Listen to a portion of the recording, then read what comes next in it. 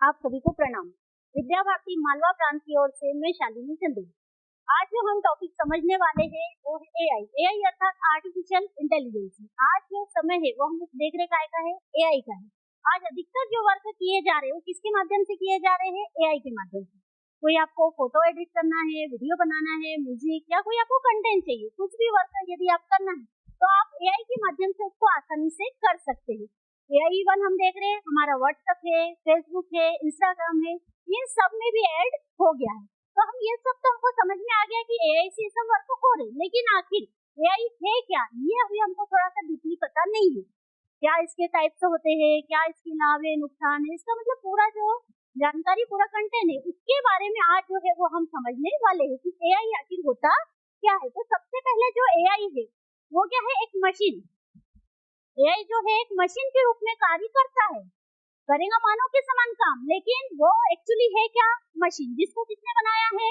Computer data science के द्वारा इसको बनाया गया है। इसमें मानव जैसे सोचता है ठीक वैसे ही एआई जो है वो सोच के काम करता है। आप देखते हैं मोबाइल में टाइप करते हैं, आप जैसा बोलते हैं सेम वैसे ही वो आपको रिजल्ट बना के दे देता है। जैसे हमको कोई कुछ बोलता है तुरंत हम उसका रिप्लाई करते हैं क्योंकि हम हमारे दिमाग से सोच के उनको बताते हैं। ठीक उसी प्रकार से जो एआई है उनको भी हम जैसा निर्देश देते हैं वैसा हमको काम करके दे देते हैं। यदि आप गलत कुछ बताएंगे तो गलत उसमें आ जाता कंटेंट, सही बताएंगे तो सही कंटेंट। मतलब आपको जो भी जानकारी चाहिए प्रॉपर आपको अच्छे से बताना पड़ता है। एआई इसके बाद में इसकी शुरुआत, एआई जो है वो आज आया है लेकिन इसकी शुरुआत जो है वो बहुत पहले से हुई है, अर्थात 1950 से इसकी शुरुआत हुई है। डेवलप होते होते आज 2025 में हमको उसका इतना डेवलप दिखाई दे रहा है। तो एआई जो है वो क्या है?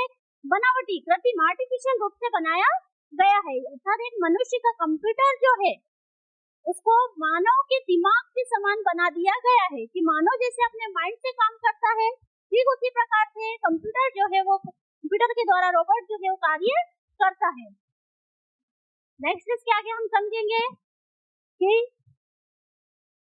काम करता है मशीन, लेकिन इसको जो नियंत्रित करने का काम है वो कौन करता है? मानव। इसमें सोचने समझने सबकी जो पावर है वो मनुष्य के द्वारा बनाई जाती है, उसमें डाली जाती है। इसके साथ ही कोई भी समस्या को आपको हल करना है, डिसीजन लेना है उसमें, तो ये सब में आपकी एआई जो है वो हेल्प करता है। तो इस प्रकार से हमारी एआई जो है उसकी हिस्ट्री हम समझेंगे। तो उसकी हिस्ट्री हमारी 1943 से स्टार्ट हुई है। इवोल्यूशन ऑफ आर्टिफिशियल इसमें यूज हुआ था, फिर 1950 में डेवलप हुआ है, 1956, 66, इस तरह से 15 में अमेज़न जो इको है वो बनके तैयार हुआ है और आज उसका हम बहुत ही लेटेस्ट वर्जन जनरेटिव एआई के रूप में देखने को हमको मिलता है। अब एआई जो है वो भी अलग अलग प्रकार से, क्योंकि इसकी शुरुआत जो है वो धीरे धीरे हो रही है, तो उसकी शुरुआत के आधार पर उसके अलग अलग प्रकार जो है वो डिवाइड हुए हैं। तो mainly 2 types of artificial intelligence, मतलब आर्टिफिशियल इंटेलिजेंस के कितने प्रकार है? 2 प्रकार होते हैं। जिसमें जो सबसे पहला प्रकार है उसके अंतर्गत आपको सबसे पहला प्रकार है इसमें नैरो एआई, सेकंड है आपका जनरल एआई, थर्ड है आपका स्ट्रॉन्ग एआई। ये सब आपकी टाइप 1, अभी जो फिलहाल वर्क सबसे ज्यादा टाइप 1 में चल रहा है। सेकंड आपका जो है वो relative, limited, spherical and self awareness. इस प्रकार से 2 टाइप्स में डिवाइड हुआ है। तो अब इनको हम समझेंगे कि ये है क्या। तो सबसे पहला प्रकार हमने देखा है narrow. Narrow means weak AI. अभी जो वर्क चल रहा है वो इसी में चल रहा है कि हम जैसा काम बोलते हैं उतना काम उनको करके दे देता है। तो ये कौन सा हो गया हमारा नैरो एआई। आपने निर्देश दिए, आपको तुरंत वो रिजल्ट दे देगा, उससे ज्यादा वो कुछ काम करने वाला नहीं। जितना बोलेंगे केवल उतना काम, उससे ज्यादा काम होने वाला नहीं है। तो वो कौन सा है आपका? वीक अर्थात नैरो एआई।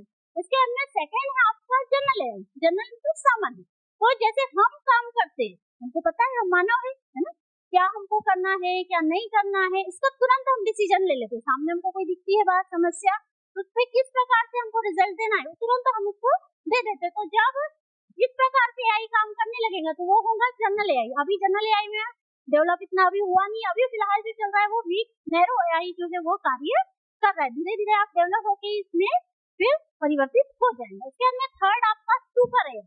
सुपर एआई मतलब कि मानव से भी ज्यादा, मानव जितना सोचता है उससे भी ज्यादा जब एआई सोचने लगेगा तो कौन सा प्रकार हो जाएगा? फिर थर्ड एआई, सुपर एआई के अंतर्गत कार्य होगा। इसमें इसमें एआई जो वर्क करता है वो उसका वर्क हमको किसके रूप में दिखाई देता है? रोबोट के रूप में। तो रोबोट जो तैयार होते हैं वो हमारे एटीएल लैब में हम तैयार करते हैं, वहां जाके हम अच्छे से उसको तैयार कर सकते हैं। तो सबसे पहला रोबोट किसने बनाया होगा, ये हमारे मन में प्रश्न आता है ना, कि रोबोट रोबोट ये सब तो हम सुनते हैं, लेकिन उसको बनाया सबसे पहले किसने, ये हमको थोड़ा सा क्लियर नहीं है। तो उसी चीज को आज हम क्लियर करने जा रहे हैं। तो सबसे पहला रोबोट जो है वो आपका सोफिया नाम से बना है, ठीक है। सऊदी अरब के द्वारा 25 अक्टूबर 2017 में इसको बनाया गया था। और सोफिया जैसे मानव काम करता है, उनके हाव भाव है, बोलने का तरीका है, ठीक उसी तरह से रोबोट आपको ऐसे दिखेगा, बिल्कुल मानव के समान वर्क कर रहा है। इसमें इंटेलिजेंस मनुष्य जैसे बात करता है, उसी की इंटेलिजेंस इसमें डाली गई है। और सऊदी अरब के जो अधिकार है, मानव मनुष्य को जो अधिकार है, सेम वैसी अधिकार जो है रोबोट को सऊदी अरब के द्वारा दिए गए हैं। मुंबई में जब हमारे भारत में भी सोफिया आ चुकी है, सोफिया मतलब रोबोट, तो हमारे भारत में भी जो है वो सोफिया आ चुकी है। कब आई है हमारे भारत में? मुंबई में जब एशिया का सबसे बड़ा टेक फेस्ट 2017 था, उस समय जो है सोफिया हमारे भारत में आई थी। और भारत में आई थी तो हमारी भारतीय संस्कृति जो सबसे महत्वपूर्ण है, तो भारतीय संस्कृति रोबोट को भी देखिए पता है, तो उन्होंने भी पकाया बिल्कुल साड़ी पहन के व्यवस्थित रूप से आई, ठीक है। और उस फंक्शन के आने के बाद सभी को क्या बोला उन्होंने? नमस्ते इंडिया कह के संपादित किया था उन्होंने।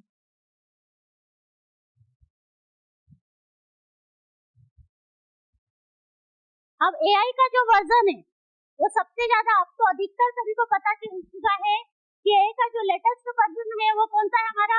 Chat GPT. आज चैट जीपीटी के द्वारा आपकी कई सारी समस्याएं जो हल होती है, जो बच्चे होमवर्क करते हैं वो अधिकतर होमवर्क किसके माध्यम से कर लेते हैं? वो चैट जीपीटी। क्वेश्चन डालते हैं, तुरंत उनको आंसर मिल जाता है।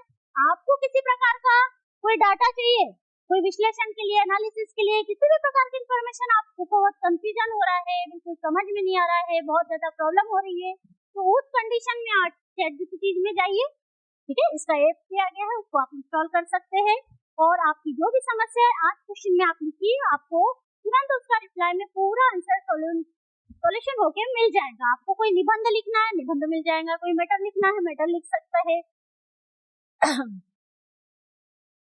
लेकिन ये मशीन है तो पूरी तरह से हम बस मुझ पे विश्वास नहीं कर सकते।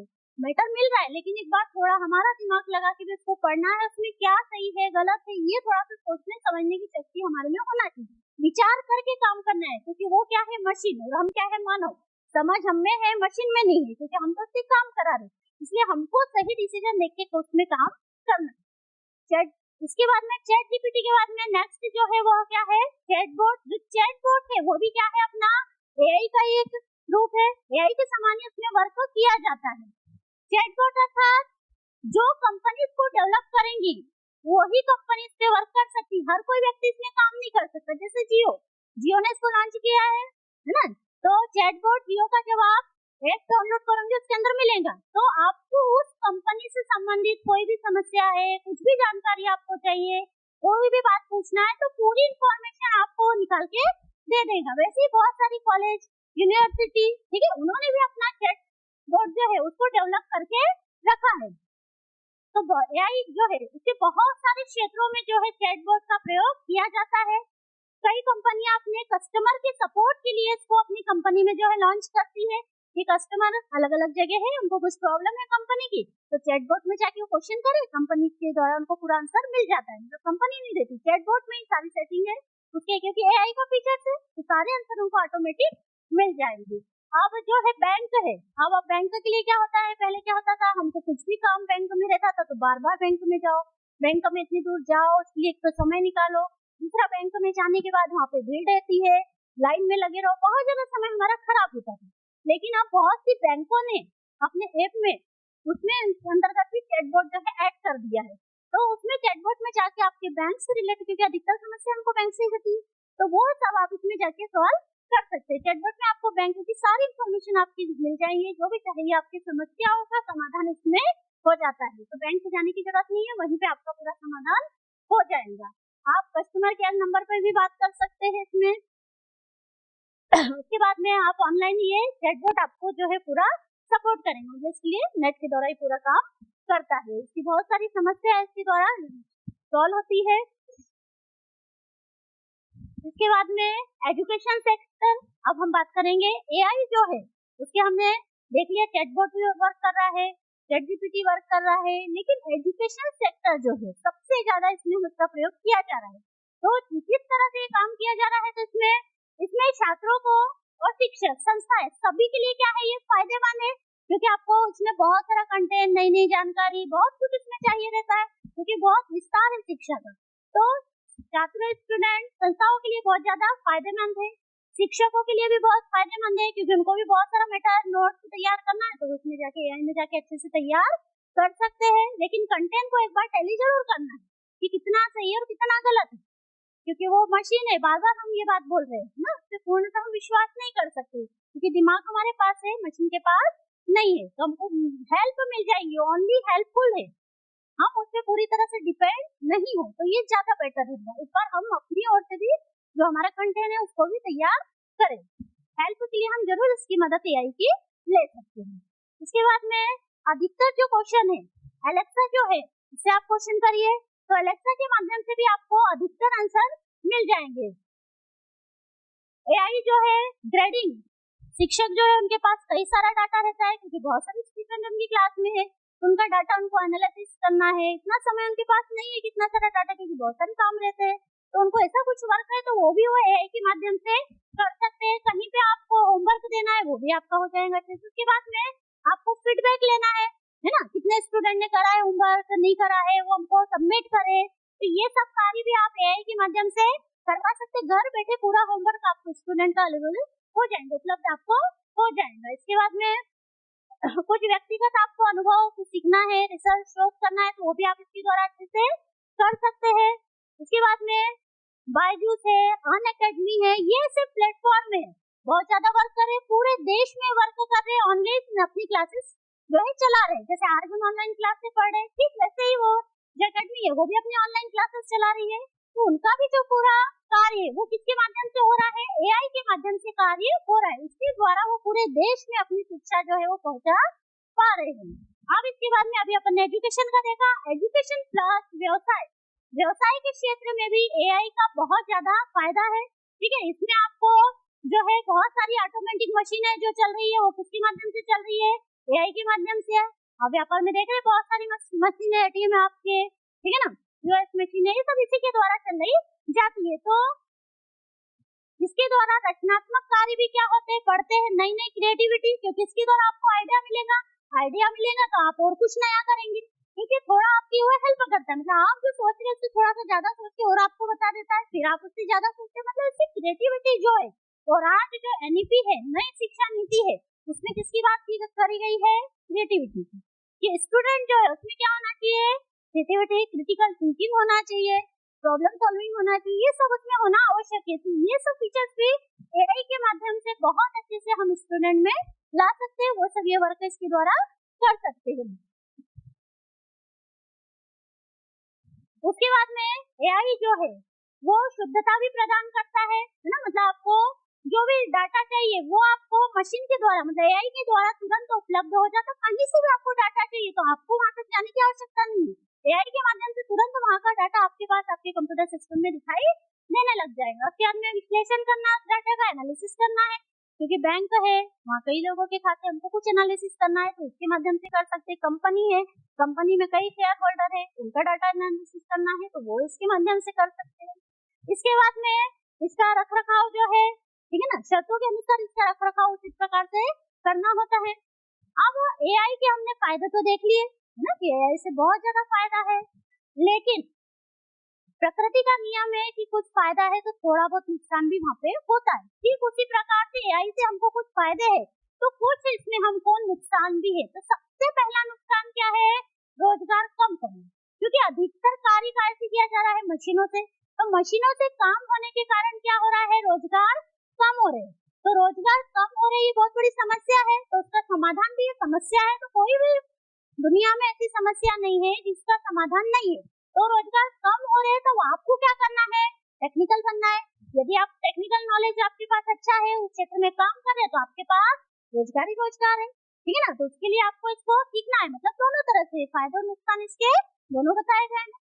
इसके बाद में रचनात्मक क्षमता का अभाव अभी अपन ने बताया है ना, कि आपको कुछ भी चाहिए तो आप उसे बोलिए, वो आपको पूरा उसका रिजल्ट निकाल के दे देगा, पूरी जानकारी दे देगा। तो पका पकाया आपको मिल रहा है, जब बच्चे को पका पकाया मिल रहा है तो मेहनत करेगा क्या? नहीं करेगा। तो मतलब उसमें जो क्रिएटिविटी रचनात्मक क्षमता है वो इस प्रकार से क्या हो जाएगी? कम हो जाएगी। ड्राइंग कुछ भी बनाना है, उस पर वीडियो देख लिया और बनाने लग जाते हैं, मतलब दिमाग से वो थोड़ा सा नहीं सोचता है कि हम कैसे बनाएं। लेकिन कुछ बच्चे बहुत इंटेलिजेंट भी होते हैं, वो उसमें देखते हैं और उससे भी अच्छा बनाते हैं, ठीक है ना। तो इसके कुछ नुकसान है, नुकसानों को भी बताए गए हैं, लेकिन हम उसका समस्या का समाधान आसानी से कर सकते हैं। इसके बाद में भावात्मक सीमा का अभाव, क्योंकि मशीन है, मशीन में फीलिंग होती है क्या? नहीं होती, वो किसी की भावनाओं को समझता नहीं है ना। रोबोट मूवी में देखा ही है कि उसमें किसी प्रकार से मानव को समझने की, मनुष्य को समझने की कोई भावना नहीं रहती, मशीन के समान वो काम करता है।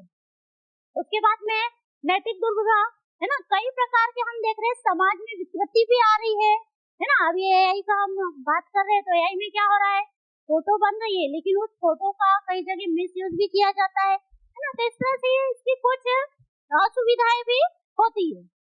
उसके बाद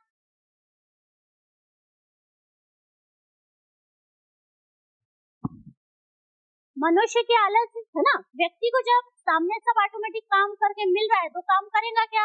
वो तो फिर उसी पे डिपेंड होकर काम करते जाएंगे। मतलब एक प्रकार से उसमें आलस्य की प्रवृत्ति का भी इसमें क्या होता है, विकास होता है। नहीं मिले तो लाइब्रेरी में जाएगा, किताबों में सर्च करेगा, लेकिन अब वो इतना करता नहीं है। एक प्रकार से थोड़ा सा आलसी प्रवृत्ति भी व्यक्ति की एआई के कारण हो चुकी है। उसके बाद में निर्भरता, विश्वसनीयता डिपेंड हो गया है। आपको कुछ भी चाहिए तो आप क्या उठाते हैं? मोबाइल। अपने मन से कुछ भी करने की कोशिश नहीं करते, मोबाइल उठाया, उसमें लिखा, सामने मिल गया आंसर, खत्म। अपने दिमाग से नहीं सोचेंगे कि इसका सही आंसर और क्या अच्छा हो सकता है, मिल गया उसको वैसा को वैसा लिख दिया, प्रेजेंट कर दिया, खत्म। तो वो हमको करना नहीं, कुछ उससे अलग आगे वो हमको अच्छा सोचना है। इसके बाद में अब इसका आम लोगों पर कैसे प्रभाव पड़ेगा? हमने एजुकेशन, ठीक है ना, व्यवसाय, सभी क्षेत्रों में इसको देख लिया है, लेकिन अब इसका आम लोगों पे, क्योंकि एआई तो बढ़ता जा रहा है, इसका क्या प्रभाव पड़ेगा? तो एआई जो है भविष्य में मदद करेगा, है ना, आराम से आप कार्य भी सारे कर सकते हैं, है ना, आपकी हेल्प भी करेगा। इसके बाद में हो सकता है एआई एक समय में इतना सफल हो जाए कि शेयर मार्केट में इनका इन्वेस्ट करना चाहिए, मतलब ये भी एक इन्वेस्टर के रूप में कार्य करने लगे, एआई इतना भी डेवलप हो सकता है। ये फोटो एडिटिंग का काम जो है अभी देख रहे हैं वर्तमान समय में, है ना, सबसे ज्यादा हो रहा है। तो ये कर देंगे, जनरेटिव एआई आ गया है, इसमें आप फोटो, वीडियो, म्यूजिक जैसा चाहो बना सकते हैं, कोई समस्या नहीं उसमें, है ना। तो यही जनरेटिव एआई आ गया है, वर्तमान में सबसे ज्यादा प्रचलित है। उसके बाद में एआई टूल्स से हम कोई गाने हैं, वीडियो है, ये सब एडिट कर सकते हैं, है ना। कुछ आपको कुछ भी मुश्किल काम हो रहा है तो वो आप इसके द्वारा आसानी से कर सकते हैं। तो इसके फायदे भी है, प्लस वही है कि इसको रोजगार पर बुरा प्रभाव पड़ेगा, है ना। कई सारे फायदे हैं तो कई सारे इसको नुकसान भी बताए गए हैं। तो इस तरह से एआई जो है ये फायदेमंद भी है और कुछ नुकसानदायक भी है। तो हमको जो है बहुत सोच समझ के विचार करके इस पर कार्य करना है, काम करना है। इसमें काम करने में कोई बुराई नहीं, बहुत अच्छा फीचर है, लेकिन कितना करना है, कहाँ करना है, काम नहीं करना है, कैसे करना है, वो सबकी समझ हमें होना चाहिए। यदि आप ये सब बातों का सही डिसीजन ले लेंगे तो आप बहुत अच्छा वर्क इस पे कर सकते, क्योंकि हमने, मानव ने इसको बनाया है, इससे मानव को नहीं बनाया। तो इसको कैसे कंट्रोल में रख के काम करना है ये आपके हाथ में है। तो आज हमने एआई की बहुत सारी जानकारी देखी। धन्यवाद बहुत बहुत, प्रणाम।